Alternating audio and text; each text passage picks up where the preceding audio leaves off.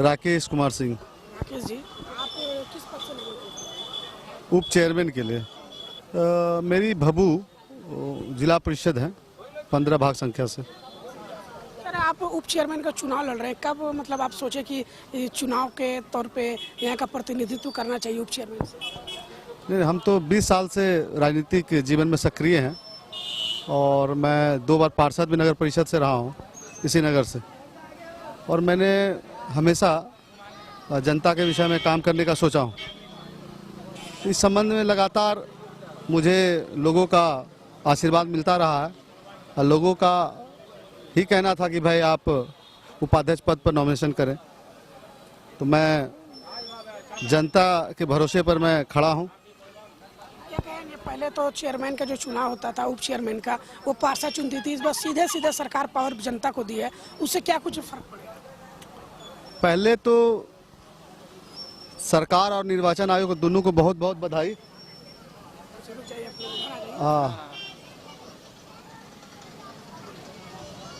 सरकार और निर्वाचन दोनों को बधाई, क्योंकि ये 20 साल का जो जंजीर था ये सरकार तोड़ा। पहले पार्षदों को जीतने के बाद कोई पार्षद देवघर घूम रहे हैं, कोई पार्षद स्विट्जरलैंड घूम रहा है, कोई पार्षद इंग्लैंड घूम रहे हैं। पार्षद को घुमाने का काम होता था, हाईजैक। हाँ बिल्कुल हाईजैक होता था और झाझा के जनता त्रस्त हो चुकी थी। और इस बार एकदम नए तरीके से चुनाव हो रहा है और उम्मीद है कि झाझा की जनता अच्छे उम्मीदवार को और सच्चे उम्मीदवार को और ईमानदार उम्मीदवार को चुन के लाएगी, जो जनता के विषय में हमेशा बात करने का काम करते हैं। आपका आइडियोलॉजी क्या है अपने नगर के लिए, आपका मैनिफेस्टो क्या है? मेरा मैनिफेस्टो अभी जो सबसे सामने है, सरकार का बहुत बड़ा योजना जो है जल नल योजना, वो फेलियर है। सब जगह रोड पर पानी बहता है, उसको बंद कराने का। दूसरा योजना है कि हर जगह जो झाझा में जो मकान का जो टैक्स है वो काफ़ी बढ़ोतरी है, उस टैक्स को कम कराने का है।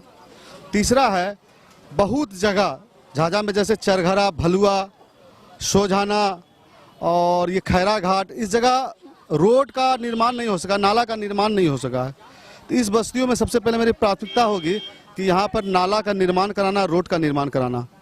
और झुग्गी झोपड़ी कुछ जगह हमारे यहाँ बसी हुई है, उस झुग्गी झोपड़ी में जो लोग ज़मीन नहीं है जिसके पास, उसको सरकार की तरफ से जो ज़मीन आवंटन होता है दलित महादलित को, मैं उस दलित और महादलित के लिए कहीं न कहीं वो 2 से 3 डिसमिल ज़मीन मिलता है, मैं उनको ज़मीन दिलाने का काम करूँगा। राकेश जी, खैरा तरफ ही एक गांव है जिसमें काफ़ी मिट्टी का अभी भी घर है, मुंह चढ़ाता तस्वीर देखने को आपको मिलेगा। ये झाझा नगर पंचायत से नगर परिषद हो गया, लेकिन अभी भी झुग्गी झोपड़ी और मिट्टी का मकान इस झाझा नगर परिषद में देखने को। नहीं, बिल्कुल सही है, आपने बिल्कुल सही बोला। खैरा घाट बगल में है और वहाँ पर महादलित परिवार के करीब 300-350 की जनसंख्या लोग गुजर बसर करते हैं और बहुत सारे लोग हैं। एक ही रूम में है, मतलब खपड़ेल का मकान है और रहने की व्यवस्था वो दयनीय व्यवस्था है। वहाँ पर वो एक ही रूम में अपना बेटा को भी रख रहा है, पुतौह को भी रख रहा है, अपने खुद भी रह रहा है।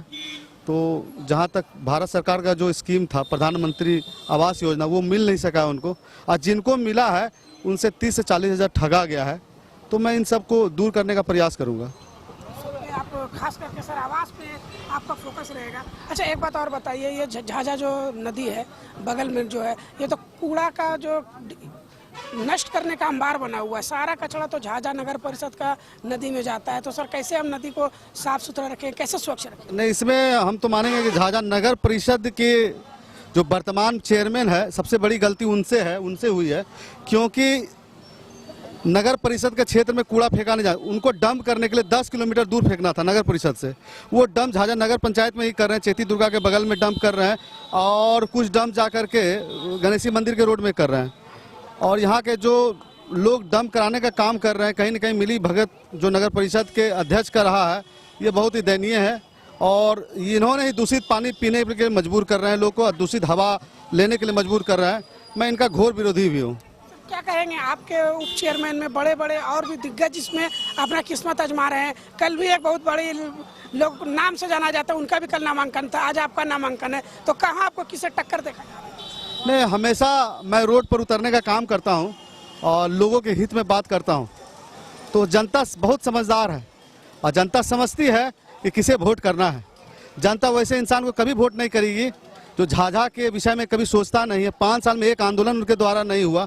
आपने देखा होगा, मैंने विगत 5 वर्षों में हर 2-3 महीने पर किसी न किसी का धरने पर मैं बैठा हूँ, किसी का पुतला दहन में बैठा हूँ, किसी कोई भी आंदोलन में बैठा हूँ। तो मैं हमेशा जो भी पदाधिकारी खराब काम करता मैं उसके खिलाफ में खड़ा हो जाता हूँ। अब कुछ दिन पहले आपने देखा है कि जल नल के विषय में मैंने झाझा नगर परिषद के स्कूटी के खिलाफ में बिगुल फूका था। कुछ दिन पहले आपने देखा होगा झाझा बीडीओ के खिलाफ में मैंने बिगुल फूका था, क्योंकि झाझा में 6076 राशन कार्ड पेंडिंग थी। मैंने उस राशन कार्ड को बनाने के लिए झाझा बीडीओ साहब का पुतला फूकने का काम किया और झाझा बीडीओ साहब का के खिलाफ में धरना देने का काम किया। क्या अपील करना चाहेंगे? आज आपका जो नामांकन था, नामांकन के तौर पे अपने पूरे नगर के जनता से क्या अपील करना चाहेंगे? मैं तो जनता को यही अपील करना चाहता हूँ कि झाझा के जो मतदाता भाई है बहुत ही तेज तर्रार और समझदार हैं। विगत 20 साल में जो वो नहीं कर सके हैं, ये इस बार वो करने जा रहे हैं और उनसे आशा और विश्वास है। सत्य की लड़ाई है, 20 वर्षों की लड़ाई है, ये जंजीर को तोड़ना है और बिल्कुल तोड़ देना है। नौजवान युवा आपके सबसे ज़्यादा देखा गया आपका रैली में, तो नौजवानों के लिए, आप खुद एक नौजवान युवा है, युवा आइकॉन के लिए आप क्या सोचते हैं? मैंने सबसे पहले मैं युवाओं के लिए मैं अच्छा खेल मैदान चाहता हूँ, झाझा में अच्छा खेल मैदान बने। और अगर मेरी स्थिति सब कुछ ठीक ठाक रही तो झाझा के रेलवे जो ग्राउंड है, मैं कोशिश करूंगा झाझा नगर परिषद वो एनओसी रेलवे से ले करके झाझा नगर परिषद उसका विकास का काम करे, उसका सौंदर्यीकरण का काम करे, छोटा सा स्टेडियम उसमें बने, बच्चों को खेलने की व्यवस्था हो। और झाझा नगर परिषद के अगल बगल के जो भी मैदान है जहाँ खेलने के मैदान, उसको व्यवस्था हम लोग करने का काम करेंगे। और दूसरा है कि हम कोशिश करेंगे झाझा के क्षेत्र में जहाँ जहाँ बच्चों को पढ़ने के लिए पुस्तकालय अवेलेबल है, झाझा में हर वार्ड में एक पुस्तकालय खुल जाए ताकि उस बच्चों वहाँ पर आराम से पुस्तक पढ़ सके, सवेरे पेपर पढ़ सके, अखबार पढ़ सके। मैं बच्चों के लिए भी आगे का विषय में हमेशा तैयारी करूँगा। वृद्धा विधवा पेंशन पे क्या होगा? वृद्धा पेंशन तो बहुत अच्छा योजना है, सरकार इसमें योजना दे रही है। मैं सरकार से डिमांड करता हूँ जो इनकी मुआवजा राशि जो दी जाती है 500 रुपया, इनको कम से कम 1000 रुपया कर दिया जाए। बढ़ोतरी होनी चाहिए? नहीं, डबल हो जाना चाहिए, डबल होने जाना। तो सर, जिस तरीक़ा से आपकी सारे बात रखी है, आपके बात पे अगर जनता भरोसा करती है तो सबसे प्रथम आपका कौन सा कदम रहेगा? आपको उप चेयरमैन बनने के सबसे पहले आप कौन सा कदम उठाएंगे? सबसे पहले मैं चाहूँगा कि चरघरा भलुआ में बहुत सारा हमारे नगर परिषद का क्षेत्र है और खैरा घाट का क्षेत्र है, इसमें रोड का काम नहीं हुआ और नाला का काम नहीं हुआ। ये बहुत ही अति आवश्यक है। मैं सबसे पहले चरघरा भलुआ और खैरा घाट, सोजाना का क्षेत्र में, बजलपुरा का क्षेत्र में जहाँ पर रोड का निर्माण नहीं हो सका, नाला का निर्माण नहीं हो सका, मैं उस जगह ये काम करने का काम करूँ। दूसरा, झाझा में जो डंप हो रहा है, जो कूड़ा जो नगर परिषद के द्वारा, मैं उसको जल्द से जल्द बंद कराने का काम करूँगा। महिला सशक्तिकरण को लेकर क्या? महिला सशक्तिकरण के लिए उसमें काम करना होगा और हमारी संविधान में और खास करके अभी 50% का आरक्षण है। मैं चाहूँगा कि महिला के साथ में लेकर के विकास का काम करें।